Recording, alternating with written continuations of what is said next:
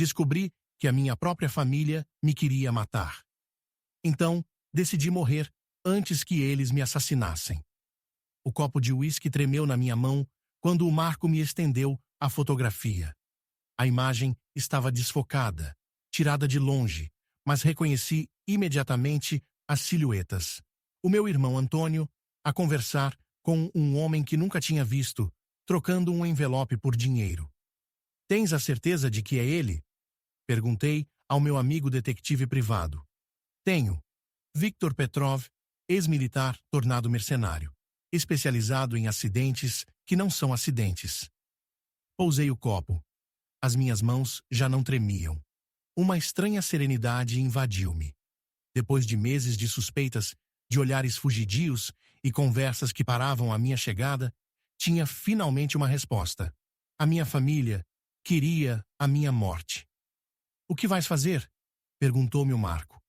Morrer, respondi calmamente. Mas à minha maneira. Olhou para mim como se tivesse perdido a razão. Talvez a tivesse perdido, ou talvez acabasse de a encontrar. Dentro de 3 dias, deveria assistir à leitura do testamento do avô. 50 milhões de euros para dividir entre os herdeiros. Suficiente para matar, aparentemente. Mas antes de vos explicar como organizei a minha própria morte, deixem-me contar-vos como descobri que os meus queriam assassinar-me. Tudo começou há 6 meses, com um sem-abrigo que dormia perto de minha casa. O Henrique era o que se chama um veterano do bairro. Antigo operário, despedido aos 50 anos, vivia na rua há 10 anos, mas mantinha essa dignidade particular dos homens destroçados pela vida e não pelas suas escolhas. Todas as manhãs comprava-lhe um café e um pastel, não por caridade, mas por respeito. Naquele dia, em março, o Henrique tinha-me interpelado com voz urgente. Senhor Silva, espere. Preciso de falar consigo. O que se passa, Henrique?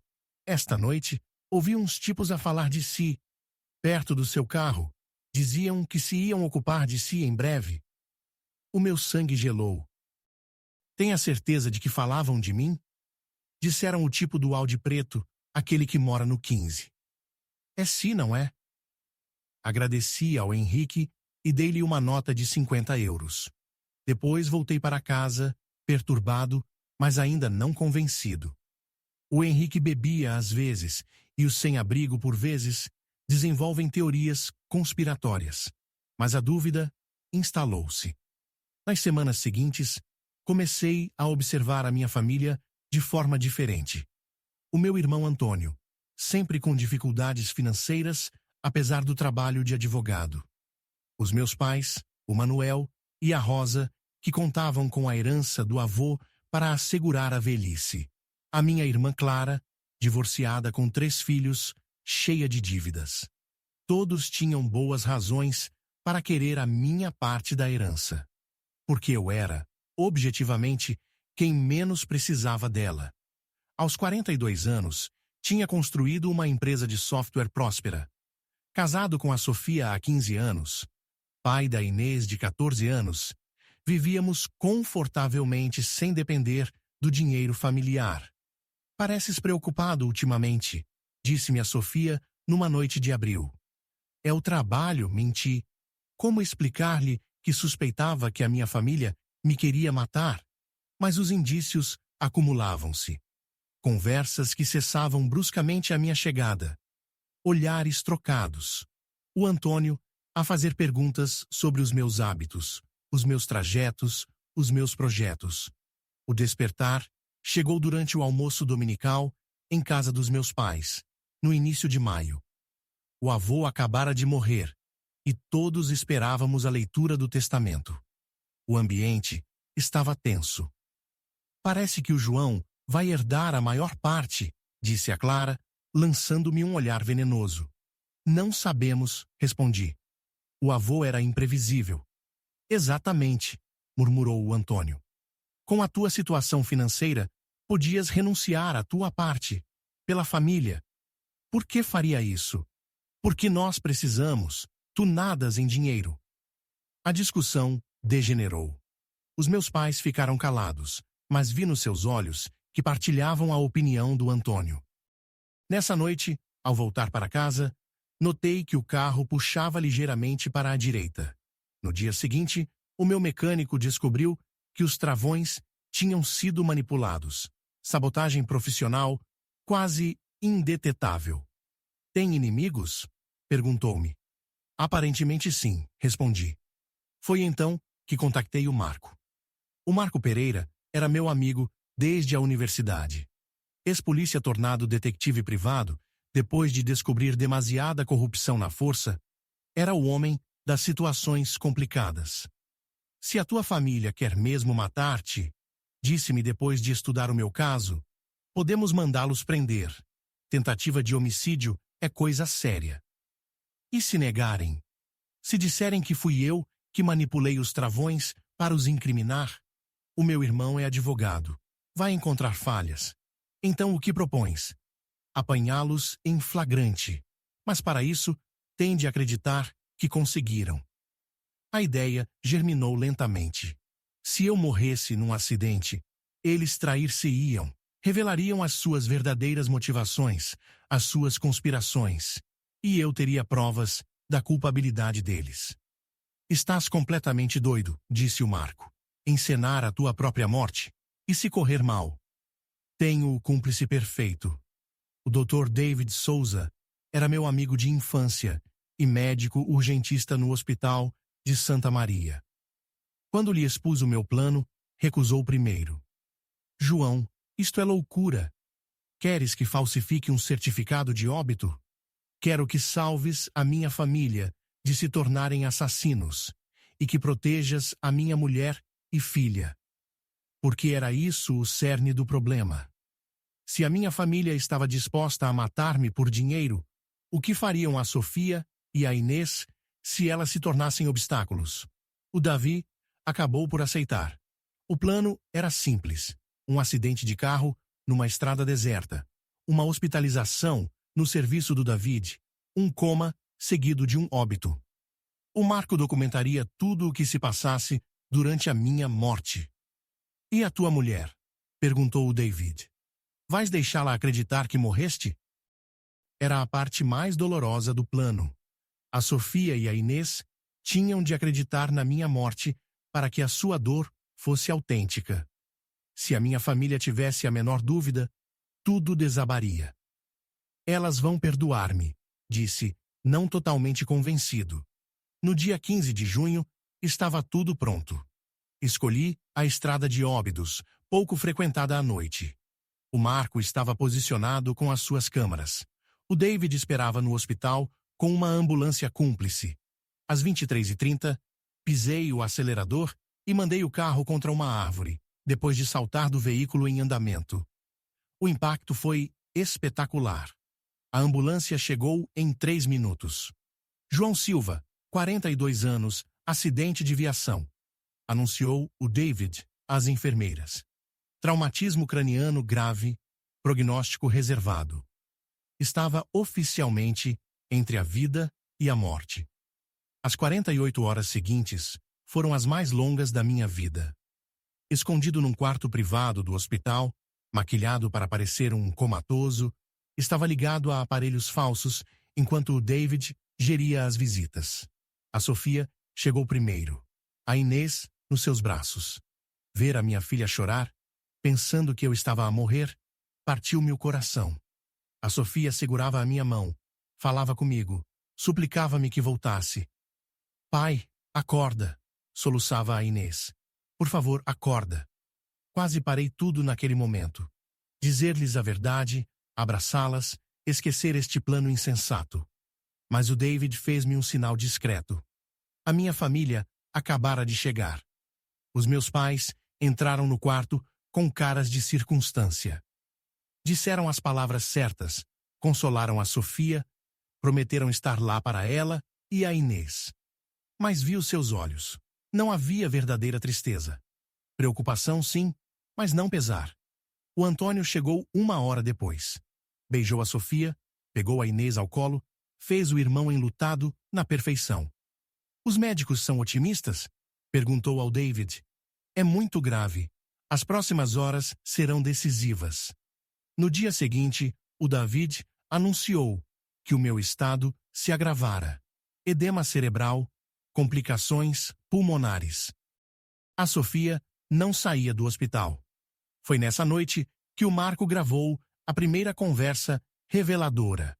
Os meus pais e o Antônio tinham se encontrado no café em frente ao hospital. O Marco, com o seu equipamento de vigilância, captou os seus diálogos. Se o João morrer, dizia o Antônio, a parte dele do testamento vai para a Sofia e a Inês. Podemos convencê-las a partilhar, respondia o meu pai. A Sofia é frágil, vai aceitar. E se recusar, encontramos maneira.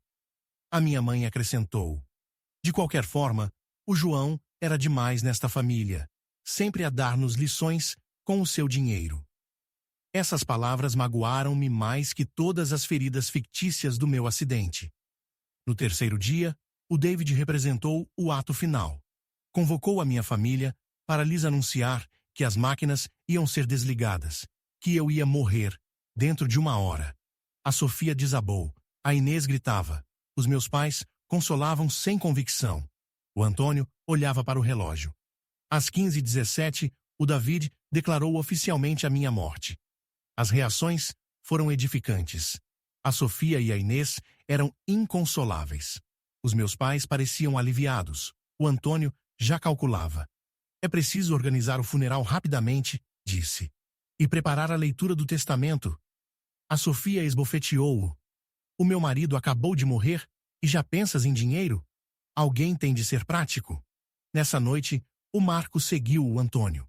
O meu irmão encontrou-se com Petrov num parque de estacionamento subterrâneo. Missão cumprida? Perguntou o assassino. Sim, mas não como previsto. Morreu no acidente, não por causa da sabotagem. O meu preço mantém-se. O Antônio estendeu-lhe um envelope. Aqui está o resto, e esquece que nos conhecemos. Tinha a minha prova. No 4º dia da minha morte, tomei uma decisão que mudaria tudo. Em vez de esperar pela leitura do testamento como previsto, ia confrontar Petrov diretamente. O Marco achava que eu tinha enlouquecido. Vais fazer-te matar a sério desta vez. Não. Vou obter as confissões completas dele. O David organizara a minha saída do hospital. Oficialmente, o meu corpo fora transferido para o necrotério. Na realidade, escondia-me num apartamento seguro que o Marco usava para as suas investigações. Encontrar Petrov não foi difícil. Um homem como ele não muda os hábitos do dia para a noite. Frequentava sempre o mesmo bar em Alfama. Jogava pôquer na sala dos fundos. Abordei-o fazendo-me passar por cliente potencial. Disseram-me que és eficiente, disse sentando-me à sua mesa. Avaliou-me com o olhar. Quem te manda? Alguém que apreciou o teu trabalho recente. O caso Silva. O rosto endureceu. Não conheço nenhum Silva. Pus na mesa uma fotografia minha com a minha família. João Silva. Aquele que ajudaste a juntar-se aos antepassados. Petrov sorriu. Ah, esse. Trabalho limpo. Nem sequer precisei de intervir. Ele fez tudo sozinho. Como assim? O irmão pagou-me por um acidente de travões. Mas o tipo despistou-se antes de eu precisar de agir. Timing perfeito. Gravava tudo com o microfone que o Marco me dera. Nunca tiveste escrúpulos? Perguntei. Matar um pai de família. Escrúpulos não pagam a renda. E além disso, a família queria tanto livrar-se dele. O irmão disse-me que o tipo era um obstáculo à felicidade deles. Disse-te isso? Textualmente. O João impede-nos de viver. Tem de desaparecer. Tinha o que precisava. Petrov acabara de confessar a conspiração, implicar o Antônio e revelar as verdadeiras motivações da minha família. Uma última pergunta, disse, levantando-me. Se o João Silva estivesse sentado à tua frente agora, que lhe dirias? Que teve sorte de morrer rapidamente, porque a família dele tê-lo-ia feito sofrer muito mais tempo. Perfeito, respondi tirando o boné e os óculos. Obrigado por esta confissão, Sr. Petrov. Demorou 3 segundos a perceber quem eu era. A mão mergulhou para o casaco, mas o Marco já estava atrás dele, arma em punho. Polícia, está detido. A armadilha fechara-se. Os dias seguintes foram um turbilhão de atividade secreta. Enquanto a minha família organizava o meu funeral, o Marco e eu preparávamos a prisão deles. As provas acumulavam-se. A gravação de Petrov, os vídeos dos encontros com o Antônio, as conversas captadas no café, as análises bancárias mostrando os pagamentos. O David geria a parte médica. Preparara um falso certificado de óbito datado do dia seguinte, o que nos daria tempo para agir. O notário, Dr. Ferreira, era amigo do avô. Contactei-o diretamente para explicar a situação. Primeiro incrédulo, acabou por aceitar participar no plano.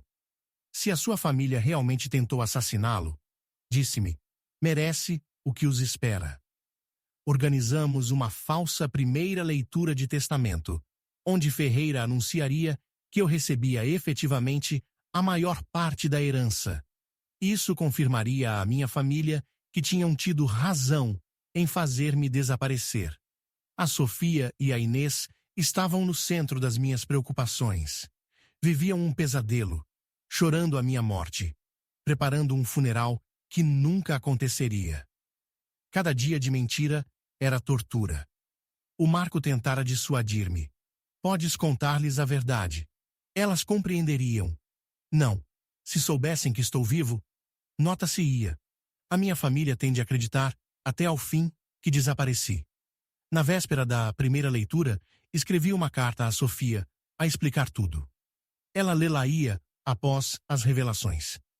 Querida, começava a carta, se lês estas palavras, é porque a minha família acaba de ser presa por tentativa de homicídio contra mim. Estou vivo e amo-te mais que tudo no mundo. Perdoa-me esta farsa, mas era a única maneira de vos proteger, a ti e a Inês, e revelar a verdade. No dia D, toda a família se reuniu no notário. A Sofia e a Inês estavam de preto, os olhos inchados de lágrimas. Os meus pais exibiam uma tristeza de fachada. O Antônio consultava discretamente o telemóvel. O Dr. Ferreira leu o testamento com solenidade. Como previsto, eu herdava 30 milhões dos 50. A Sofia e a Inês recebiam 10 milhões. O resto dividia-se entre os meus pais, o Antônio e a Clara. As reações foram imediatas. É injusto, explodiu o Antônio. Mesmo morto, o João prejudica-nos. A viúva e a filha não precisam de tanto dinheiro. Acrescentou a minha mãe. A Sofia olhou para eles com nojo. Como se atrevem? O meu marido acabou de morrer. Exatamente, disse o Antônio. Temos de ser realistas. Vamos contestar este testamento. Não tem esse direito. Logo veremos. Ferreira interrompeu a discussão. Senhoras e senhores, posso pedir-vos que voltem amanhã? Há elementos complementares a examinar. Todos partiram, a Sofia e a Inês destroçadas, os outros a ferver de raiva e frustração. A armadilha estava montada. Só faltava fazê-la disparar. No dia seguinte, a sala do notário estava cheia. A minha família completa, a Sofia e a Inês ainda enlutadas, e alguns convidados, surpresa, que ninguém vira entrar. O Marco e 3 inspetores da polícia estavam escondidos no gabinete adjacente, prontos a intervir. O Dr. Ferreira começou. Antes de proceder às formalidades de ontem, tenho uma revelação importante a fazer-vos. Calou-se, criando um suspense insuportável. João Silva não morreu. O silêncio que se seguiu era ensurdecedor. A Sofia levantou-se de um salto. Como assim não morreu? O que quer dizer? Quero dizer que encenou a morte para desmascarar quem o queria matar. Foi nesse momento que entrei na sala. O efeito foi impressionante. A Sofia gritou e desmaiou. A Inês correu para mim gritando, pai! Os meus pais ficaram lívidos. O Antônio tentou fugir, mas os polícias já bloqueavam as saídas. Bom dia a todos, disse calmamente. Desculpem esta encenação, mas era necessária. A Sofia recuperara os sentidos nos braços da Inês. Olhava para mim como se fosse um fantasma. João, estás mesmo vivo? Sim, querida. E tenho coisas a revelar sobre a nossa família. Fiz sinal ao Marco, que trouxe o equipamento de projeção. No ecrã apareceram as fotografias do Antônio, com Petrov. Depois, a gravação da conversa deles. Missão cumprida, dizia a voz de Petrov. Sim, mas não como previsto. Morreu no acidente, não por causa da sabotagem. O Antônio parecia um homem apanhado em flagrante. João, posso explicar. Explica à tua sobrinha por que pagaste alguém para matar o pai dela. Depois, veio a gravação da conversa no café. De qualquer forma, o João era demais nesta família. Dizia a voz da minha mãe. Sempre a dar-nos lições com o seu dinheiro. A minha mãe desabou. Não é o que pensas. É exatamente o que penso. Queriam a minha morte para tocar na herança. Finalmente, a gravação com Petrov no bar. As confissões completas, os detalhes da sabotagem, as motivações reveladas. O irmão disse-me que o tipo era um obstáculo à felicidade deles. O João impede-nos de viver. Tem de desaparecer. O Antônio levantou-se bruscamente. Não tinhas direito. Esse dinheiro pertence-nos tanto como a ti. Tinhas direito a matar-me? Não te queríamos matar, apenas afastar. Sabotando os meus travões, os polícias avançaram. O Marco leu-lhes os direitos ao Antônio. Depois, aos meus pais. Antônio Silva, Manuel Silva, Rosa Silva, estão detidos por tentativa de homicídio com premeditação e cumplicidade em associação criminosa.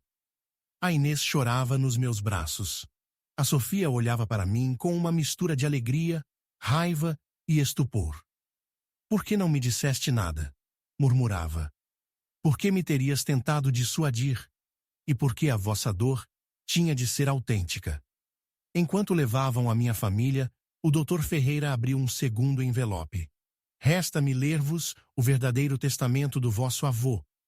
O testamento autêntico continha uma surpresa que nem eu antecipara. O avô previra uma cláusula particular, em caso de comportamento indigno de um herdeiro. Se algum dos meus descendentes atentar contra a vida de outro membro da família, por razões de herança, Lia Ferreira, perde automaticamente todos os direitos à sucessão. Mais forte ainda, a herança era inicialmente partilhada equitativamente. 10 milhões para cada um dos 5 descendentes. O Antônio, os meus pais e mesmo a Clara, que não estava envolvida na conspiração, teriam recebido exatamente a mesma quantia que eu. Perderam tudo por pura cupidez. Em caso de exclusão por indignidade, continuava o notário, as partes em causa revertem para o membro da família vítima dos atos. Resultado, tornei-me o único herdeiro de 40 milhões de euros. O Antônio e os meus pais perderam tudo e arriscavam 10 anos de prisão. A ironia era perfeita. Tentaram matar-me para roubar a minha parte da herança, quando tinham direito à mesma quantia. A avidez fez-lhes perder não só o dinheiro, mas a liberdade e a dignidade. O julgamento teve lugar 6 meses depois. O Antônio apanhou 15 anos por tentativa de homicídio. Os meus pais, 8 anos cada por cumplicidade. Petrov, já procurado por outros crimes, apanhou 20 anos. A Sofia demorou a perdoar-me. Fizeste-me viver o inferno. Disse-me após o julgamento. Pensei que tinha perdido o homem da minha vida. Tinhas perdido, respondi. O homem ingênuo que confiava cegamente na família. O que voltou é mais forte. A Inês adaptou-se mais facilmente. O meu pai é um herói, dizia aos amigos. Venceu os maus, como nos filmes. O Davi foi ilibado pelas autoridades médicas quando a investigação revelou as suas motivações. Salvou uma vida simulando uma morte, disse-lhe o juiz. O Henrique o sem-abrigo que me alertara, recebeu uma recompensa que lhe permitiu reinserir-se. Trabalha agora como vigilante noturno na minha empresa. Mudamo-nos. A antiga casa tinha demasiadas memórias dolorosas. A nossa nova morada é mais modesta, mas mais acolhedora.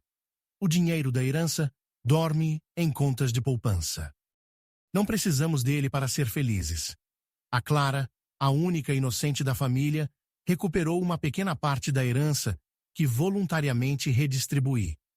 Cortou todo o contato com os nossos pais e o Antônio. Desonraram o nosso nome. Disse-me no nosso último encontro. Compreendo que não nos queiras mais ver. Mas tranquilizei-a. Ela continuava minha irmã. Só os culpados estavam banidos.